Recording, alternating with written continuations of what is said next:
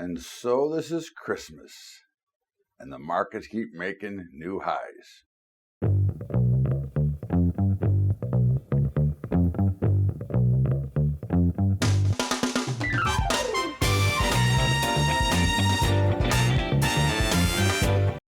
What's up, everybody? Welcome aboard to Bubba's Bottom Line. It is Sunday, December 22nd, 3 days from Christmas, and here we have the continuation of the mess and the between the impeachment and the idiocy of the left trying to go through with this, which thank them all, because it just means that it looks like it's going to be more desertion from the left, and some pretty big changes probably coming up at the next election. But boy, I'll tell you, they sure have lost their mind. And of course, Nancy Pelosi should probably be in a home by now, because I know she got trapped on the wrong side of this argument.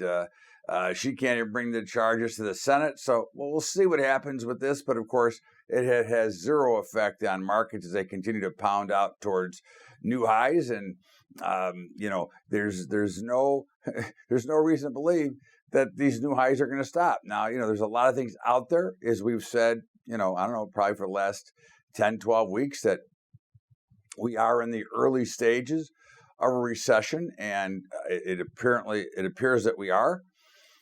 Again, we don't predict what the market's going to do. We just continue to react as things go on. But you can start with freight shipments around the U.S. They continue to slow. Now, what does that mean? Well, it means that we're not pushing as many goods. So all these, this talk about, well, the Christmas season is not as good. Well, again, first of all, there is no more Black Friday. There is no more of that crap. It's because, Black Friday starts, right now, right after Christmas, we'll be starting Black Friday for next year. So, and of course, there's much more shopping on the internet now. There's, the Amazon has obviously revolutionized the way that many of us shop to begin with. So, but again, we are seeing slower freight shipments. We are seeing a slower economy. You saw what happened to FedEx and their earnings. Okay, now you can blame that on Amazon potentially dropping FedEx or not allowing their third-party vendors to go ahead and use them. But at the end of the day, it really means there's just not as much freight to deliver. Not as much freight to deliver means we're back more into services, although Americans continue to spend as fast as they make it. The by-the-month society is growing and growing and growing, as well as the debt that continues to grow and grow and grow. And obviously, nobody seems to care. Again, I guess we're all assuming that someday all this massive debt we have accumulated will be forgiven by the powers that be. And of course, if the left ever gets in the office, that will probably be the overall case. Now, again, as you know, and people that know me know that I'm not left or right. I'm really center. But certainly although the right is going farther right, the left is going. I think they're in Pluto right now, and mentally in Pluto. So we're seeing that, of course, when you hear during the debate when Joe Biden says the Democrats, the middle class is getting slaughtered here, I don't know. I mean, again, other than the usual ridiculous tax that we pay as the middle class, funding the morons on both sides of the aisle, okay, and the ignorance of all these programs that they want to put in, okay, and again, that goes for both sides. That's not a left or right issue. The spending, and why not? Because when you have a middle class that can continue to pay for that spending, it ends up in a problem. Now, of course, there are so many issues out there, but yet nothing has bothered the market. Okay, right now you have traders, investors that are the most bullish in history. Okay, we are now seeing the traders the most bullish.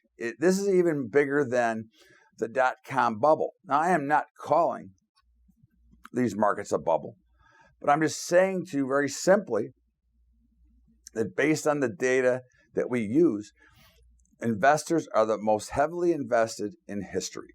So we talk about, you continue to hear the people talk about there's so much money on the sidelines and all that stuff going on. In the meantime, as I say always, okay, there's always money on the sidelines. So are we going to continue to wait for it?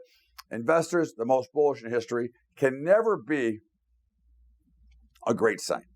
Okay, again, there has to be some stuff. So we can we continue to climb the wall of worry. We can listen to all that stuff out there. In the meantime, the money does the talking, and the money says that we're invested, and we're invested heavily.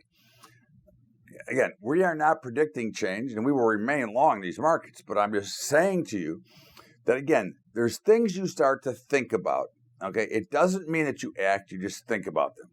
But we have manufacturing decreased once again, more supporting the potential that there's a recession coming. Now, again, I don't necessarily care. I would prefer the Fed get the hell out, okay? I fought the Fed and the Fed won. The Fed's always going to win because they hold the purse. They hold the money. Now, again, the ridiculousness of the lack of free markets allowing interest rates to flow properly is becoming even more comical. And as the other day, when I had a couple of drinks with my friend who's involved in these banking things, and I said I can never mention the name or who he does business with, but he is the biggest lender to some of the biggest franchises. Banks are buying loans at record numbers. They are buying basically subprime types of loans because my friend and people like him are lenders that lend to people that can't get money from the bank. So in the meantime, the bank is backdoor buying all these notes, and all these third-party subprime lender types are cashing in big tickets because they're getting guaranteed their money. They're selling the loans as soon as they get them. They're making their 2 to 3 to 4 basis points right off the top, skimming the market, and here's the banks holding all this paper again. But of course, when you know the Fed's going to bail your ass out, why worry? Okay, where's Alfred E. Newman? What, me worry? I mean, it's really a joke. But we've seen a continued squeeze of the shorts in spite of bad news. Now, again, I am not being an advocate telling you that you should be shorting markets because of news. As you know, I don't believe in the news, when it comes to trading the markets. The news itself always plays out long before it actually gets to the tape where we can actually see it. But, I think the interesting things that we worry about is, the overall problems that we're seeing in general here. And I think that is, slowed manufacturing. We're seeing slower freights being delivered. We're seeing all kinds of issues that indicate warning. If you remember, I forgot the name of the show, but I remember the line, "Danger, Will Robinson, danger." But again, you don't change your investing decisions based on what news happens to be out there. The price action will always tell you what you should be expecting next. And for now, price action still says that we don't care. And as long as we don't care, why should we try to get out? We've had many experts for years calling for the devastation, okay, going back, and this was before the election. This is when, President Obama was still in office, and there was the calls for another market disaster. And many people have never regained their positioning in the markets, missing the biggest rally in history. And nobody knows how long this is going to go on for. Again, I can give you a list of all the bad news that's going on right now. I can tell you everything that is wrong right now based on some of the economic stuff around the globe, and yet it doesn't really matter. And I think this is one of the things that many of us don't understand, is that it doesn't matter. Okay, you can look for reasons to sell off, and again, that of course is when you become a profit instead of trying to make profits. But you can continue to fight whatever you want, and again, you can see the coup going on with the far left. Okay, and obviously we've got left, far left, and farther left. But you can see the coup they're trying to do, and I think this is obviously sets an extremely bad precedence for future presidents. Forget about the fact that you don't like President Trump. Okay, remember that once you start something as dumb as what's going on today, okay, it can only get worse. But the real point here is it has had no effect on the markets. It has no effect on the economy as it continues to be fairly strong. Again, don't get me wrong. I've said this, and I see some issues that are showing, and some problems that are showing, and I think there's no bigger problem than the overconfidence of investors. There's no bigger problem than the overall complacency that we're seeing. Now, history might suggest that we might see a slowdown. You've got some big banks now calling for a slowdown, but I'm always leery when you hear of big banks calling for the slowdown, because typically they don't make announcements unless they have an agenda and they want to be on the other side of the market. That is their way of doing their own little method of spoofing. Okay, it's a spoofing mechanism to come out with an announcement that ABC is going to zero, so that the people that own ABC ABC is not the broadcasting company. It's just obviously XYZ ABC is telling you that they really want to buy it. So they want the initial sell-off to take place so that they can buy at a better price. Happens all the time. It's happened forever.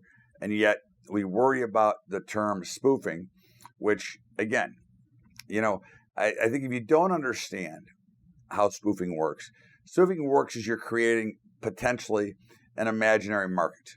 Okay, you're creating a bid somewhere, okay, or an offer. You may be selling it or you may be buying it, but you're trying to create interest in that direction because your ulterior motives are you want to get to the other side of that market. But this has happened since the caveman. Again, every one of you, including me, spoofs something. Whether you're selling your house, your car, anything you're doing, you're always trying to create a value that is probably greater than it's actually worth. And that's, again, it comes back down to the same way as markets. If you just remember the one saying, which is this: markets will tend to genuinely go to size. So if you see an unusually large bid somewhere, and one that you would think be out of character, what that really usually means is that somebody is holding that market up to keep the buyers buying while they're actually selling, okay, on the other side. Now, of course, they can get trapped too. When that order is in the market, it can get hit and it can get filled and they can sell. But of course, it typically doesn't. In the meantime, that's my views on spoofing as well. We're going to step out here for a break. This is Bubba's Bottom Line. It is Sunday, December the 22nd. We'll be right back, with more of Bubba's Bottom Line after the break. What's up, all? It is Sunday. We did a great mini webinar yesterday on our futures. Our futures are killing it. The micro mini futures portfolios are making new highs each and every week, and we're just excited about it. It's been a great program. And of course, we can trade the trend on either side. You want to hear that webinar? Just shoot me an email at bubbatrading.com, and I'll be happy to share it with you and send it to you. And in the meantime, don't forget about our high school program as well at Patreon, patreon.com/Bubba Trading. That's patreon.com/Bubba Trading. Now let's get back to Bubba's Bottom Line with your host, me, Todd Bubba Horowitz. Welcome back. It is Bubba's Bottom Line, and it is Todd Bubba Horowitz. And as always, a great pleasure to be here with you. And of course, as we talk markets, we had another up week, right? As they say, the markets basically blacked the card, which only means that they basically went up every single day. And they did, which tells us well, we're long, so we're certainly not unhappy about that, right? But we are long the markets. We do continue to hold positions, and we will continue to do so. So no matter what the economic data is, no matter what I tell you about the news out there, which is why we tell you don't try to trade the news, we're going to stay long. Because, again, why should I get out? There were so many of you that used my portfolios that were panicking when Amazon reported their earnings. And Amazon was in trouble at the moment. And, of course, the NASDAQ was coming a little bit lower, but was still higher. But many of you panicked out. And, of course, we said, do not sell until the signal changes. But, of course, those who did, the NASDAQ future from that point, from that day, is $19,000 a contract higher today. Okay? So, again, had you stayed the course and not tried to predict what was going to happen next because of one company's earnings, you wouldn't have given up the 19 grand. And again, it's that simple. Let the markets decide for you. Let the mechanical methods that we use decide for you. We're not always right. Okay, listen, you know what my positions are here on a regular basis. I don't hide them from you. Okay, I tell you exactly what we have on. So again, this is why I continue to warn you on a regular basis, quit trading the news. Okay, crude oil. Now, I hate trading crude oil. I don't hate trading it. I hate being long it. Let's rephrase. Okay, I hate being long it, but yet I've been long crude oil since about, $55 or $56. I whined all the way up, and here we are, going to maybe test 63, which was the Saudi Arabia drone bombing high. Okay, again, I can't tell crude oil what to do. Okay, so why not? Why shouldn't I take advantage and participate with what the market's doing? Okay, and again, this is something that I want you to always understand. Okay, is that we should not be trying to outsmart the markets, and using mechanical trading that's rule-based will keep you in the markets at all times. When you get nervous, if it's time to get out, the market will reverse. If you stay with it, you will be in it until we change. We just took a coffee trade, okay, that we took out almost $10,000 of profit in coffee. We got about 80% of the move, 75 to 80%. Anyways, so bond markets, we were long, we hated it. Now we're short, and of course we shorted them into, at the moment, doesn't feel so good. We shorted basically into, what was the bottom on Friday. We'll see what happens from here, but we are short the treasuries. Okay. And of course, somebody asked me to cover copper, and we are long copper here. Copper looks like it wants to go a little higher. Now again, it's really been depressed. So again, I have no doubt that it can go higher. But again, it will tie into many of the economic problems later because, of course, of what it's used for, and of course, Dr. Copper. But again, we're still long copper here. The grain markets were still long. Now they didn't have a rough week last week, but they were a little softer last week. But again, that is to be expected when you have major rallies. Okay, in any product, it doesn't matter what it is. You have major rallies. They push the market up, and of course, now you expect a little bit of a pullback to support. Now, the real key here is if support holds, which we believe that it will. But if it doesn't hold, then it means it was just a dead cat rally bounce, and we'll have to probably reverse again. But for now, we're long the grains across the board and expect that to be the right position. Because personally, as I've said on AgriTalk Radio, okay, I do expect that the bottoms are in.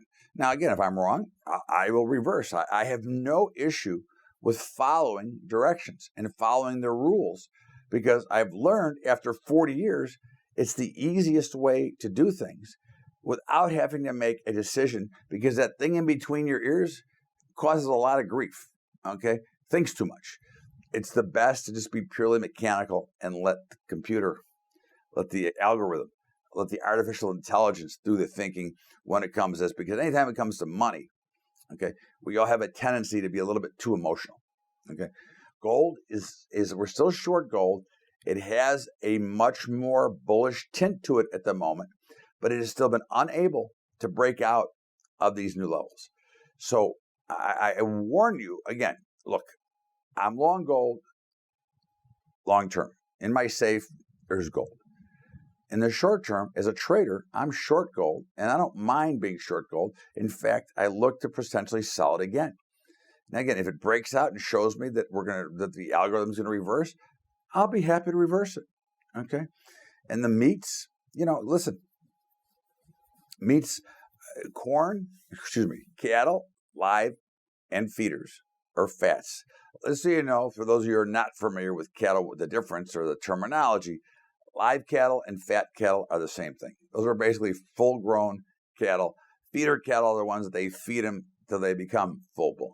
In the meantime, we're long cattle, okay, and looks really solid. Again, they had a little bit of a pullback, but remember, a week ago, they had limit up moves. So you expect a sell. And I think one of the things many of you forget is we should learn to expect certain things based on price action, okay? Hogs, still short, but they're virtually a tick away. I think one more, even a small update, will spin that. But again, that's not for me to decide. It's for the markets to tell me that they give me the green light that it's okay. So for today, we still stand short. So for those of you who get the ag report, and I said I would let you know that the reason I didn't say that we changed because we didn't change. We are still short, although I think it's probably right to be long. And of course, I might be a day early based on my own opinion. But again, it's something that you'd want to watch for, okay? Because I think you will look for it to move higher, okay? So again, I think when you look at markets, okay, and you look at what's going on, you have to, again, forget about all of the news, okay? Because it really doesn't matter. Are we going to have a slowdown? I don't know. Again, I don't worry about it because I know that based on what we do, we can make money on either side of the market. So again, as they say in the business, everybody's a genius in a bull market, okay? And of course, that's true because, people tend to be long. And certainly, as you know from listening to this show, that typically markets do go up 8.5% year over year. They don't go up every year. But when they do turn, the algorithms will turn, and we will make a lot of money on the way down of the sell-off. But would you rather be early and have to make a decision and probably get stopped out? Or if you do get in early, you probably get out too early. Whereas if you wait and you wait for the right signal, it gives you the chance to get in, stay in, and capture much more of that move. Okay. Now the other thing is, of course, this time of the year you're going to hear a ton of predictions about markets and where they're going and what's going to happen. Remember, the people giving you massive predictions are no different than you. Okay, they have no more idea of what's going to happen than you. But because they're either paid spokespeople or they are paid in the industry as advisors, whatever they are, they have no clue of what is next. Like you and I have no clue of what's going to happen next. The only thing we know for sure is that for now, markets go higher. Okay, it doesn't matter. Dull markets drift higher. So quit trying to pick the top of the market. Let it trade. The market will tell you when it's time. But if we continue with this overwhelming complacency, if we continue with slow, dull markets, they are going to drift higher. You've watched it. We have had the narrowest range in 2 years last week. Okay, the narrowest trading range in 2 years. What does that mean? Well, it means that the markets are dull and they're going to continue to drift where they are. So when you hear all these predictions, okay, if you're going to bet on them, you're better off taking your money and throwing it in the street. Okay, so I warn you ahead of time that these predictions are exactly just that. They're predictions of maybe what might happen, which are no more than a 50-50 proposition. So save yourself the time, save yourself the grief, and flip a coin with somebody for whatever amount you want to invest. Because you're probably getting less than a coin flip, because remember, each one of these people that will be giving you these predictions also has a bias to one side or the other based on the book of business that they have. I have no book of business. I have my own business, okay? I'm a trader. I trade for myself. And I'm happy to share my positions with you, okay? I don't tell you what you're going to do. I tell you where we stand and what I have on. I have no book to deal with.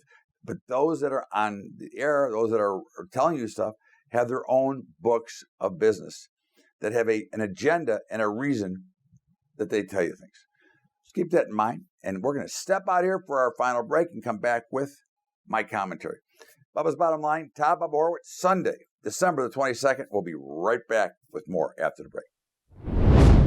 Well, folks, it's Christmas time is coming. As I wrote for my webinar yesterday, give yourself a Christmas present. Check out the micros and mini portfolios. Okay, you have a chance to give yourself most likely the greatest Christmas gift that will keep giving forever if you learn how to do it and you come and follow proper protocol. If you want to see that recording, all you got to do is just email me at bubba@bubbatrading.com. I'll send you a copy for free. Again, it's free. I want to educate you. I want to help you out. So if you want to check it out, just email me at bubba@bubbatrading.com. And of course, we have our high school program, which we continue to try to nourish and get up and get running and get nationwide. And that's, of course, you can help us out at Patreon, patreon.com/Bubba Trading. That's patreon.com/Bubba Trading. Now let's get back to Bubba's Bottom Line with Todd Bubba Horowitz and my commentary. Welcome back, and it is Bubba's Bottom Line. It is Sunday, December the 22nd, and of course, each and every week I give you some of my opinions. Some you like, some you don't like, and quite frankly, I don't care. It's my opinion. It's America. I know that many don't want it to be America. I know that there's a lot of hatred out there from Americans that hate America, like that piece of crap, Robert De Niro. Okay, I used to like him. Used to have a lot of respect for him, but he's become an imbecile. Now, maybe just because he's become senile, I don't know. But when you start talking about shoving a bag of shit in the president's face and rubbing it into it, to me, that sounds like the words of a 2-year-old, not of a well-accomplished actor and probably one of the greatest actors in history. Okay, to me, sounds kind of stupid. Okay, now again, you can take that for what it's worth, and of course, I'm sure those trolls out there will be sending me those cards and letters as usual with their ignorance. Okay, but in my opinion, that's just plain dumb. Okay, again, you want to shove a bag of crap? Okay, great. Wow, what a great thing. And of course, the latest is the gender-neutral Santa Claus. Are you kidding me? Okay, we now want to get into the holidays. So not only do we want to eliminate history, everything that ever happened, and not learn from it, we want to create new crap. We want, there is no Santa Claus. So what about Mrs. Claus? Is she around? Okay. Or is this a eunuch that just gives himself birth and creates new? Again, are you guys nuts with a gender-neutral Santa Claus? Okay. First of all, it's a fictional character. Okay. And second of all, this has become far beyond even reasonable arguments. Okay. It's a holiday. Okay. For some, it's a very serious holiday. For others, it's a holiday of joy. Okay. You give presents, you have a good time, you go to parties. But we want to now bring in our gender neutrality here. Okay. I mean, this has become far past anything of reasonableness. And I think that anybody who thinks that we should have a gender neutral Santa Claus should go have their head examined. But more importantly, any of you who hate America so much the way you do, why don't you just get the hell out?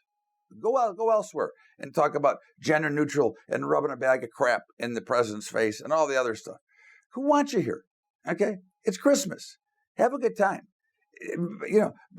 Peace and goodwill, right? To everybody. I mean, but we can't seem to get that far.